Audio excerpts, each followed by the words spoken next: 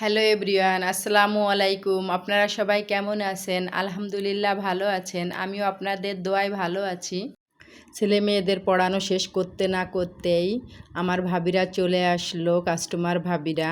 আমার বান্ধবী এসেছে, কিছু কাপড় নিবে, তাই তার সঙ্গে আলোচনা করছিলাম কেমন আছো কি দেখি। তা বলছে আলহামদুলিল্লাহ ভালো আছি। সঙ্গে একটা ছোটো বোন আসছে, সে অনেক কিছু দেখাদেখি করছে। আমার বান্ধবী বলছে অত কিছু দেখাদেখি করেন না।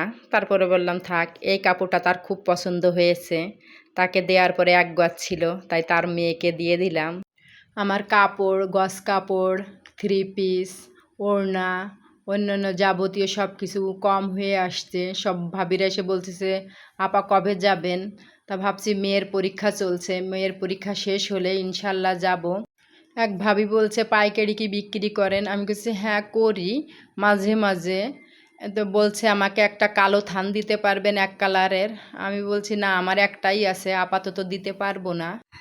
তাড়াতাড়ি করছি, ঘড়ি দেখছি, বাজারে যাব, বাজার থেকে এসে আবার রান্না করতে হবে, তাই তাড়াতাড়ি করার চেষ্টা করছি।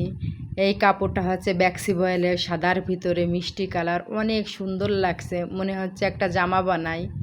আসলে কত বানানো যায় বলেন।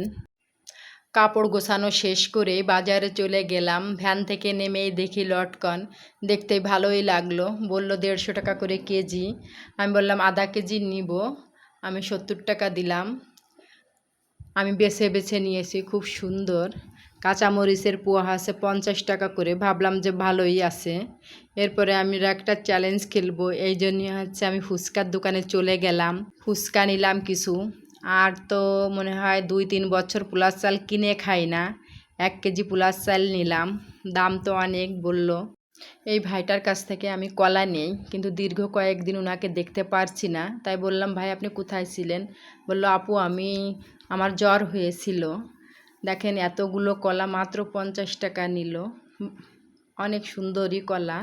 বাজার থেকে চলে আসলাম, মেয়েকে বললাম মা তুমি আজকে বাজারগুলো উঠাও তো দেখি কেমন পারো।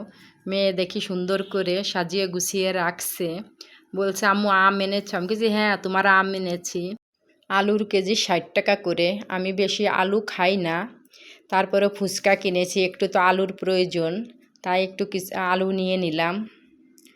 মেয়ে দেখাচ্ছে আম্মু লটকনগুলো তো অনেক সুন্দর হয়েছে, ফ্রেশ।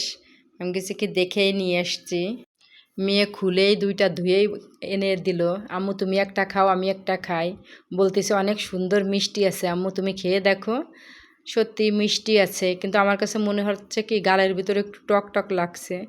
পরে দেখি ঠিক হয়ে গিয়েছে। মরিচটা ভালো হয় নাই কেনা, মরিচে মনে হয় কিছুই নেই, দক টক। আপনারা কি ভেবেছেন? আপনাদের কাছে লাইক কমেন্ট শেয়ার চাবো। হ্যাঁ ঠিকই ভেবেছেন। অবশ্যই আমার ভিডিওটা ভালো লাগলে আপনারা আমার পাশে থাকেন। ইউটিউব থেকে দেখলে অবশ্যই সাবস্ক্রাইব করে দেবেন, আর ফেসবুক থেকে দেখলে ফলো করে পাশে থাকেন। আপনাদের কাছে এই অনুরোধ আমার রইল। আমি আপনাদেরকে আবারও অনুরোধ করছি আমার পাশে থাকবেন। আমার ভিডিওটা যদি ভালো লাগে আপনাদের কাছে দেখবেন, এটাই আপনাদের কাছে আশা, আর কিছুই চাই না। আল্লাহ হাফেজ, সবাই ভালো থাকবেন।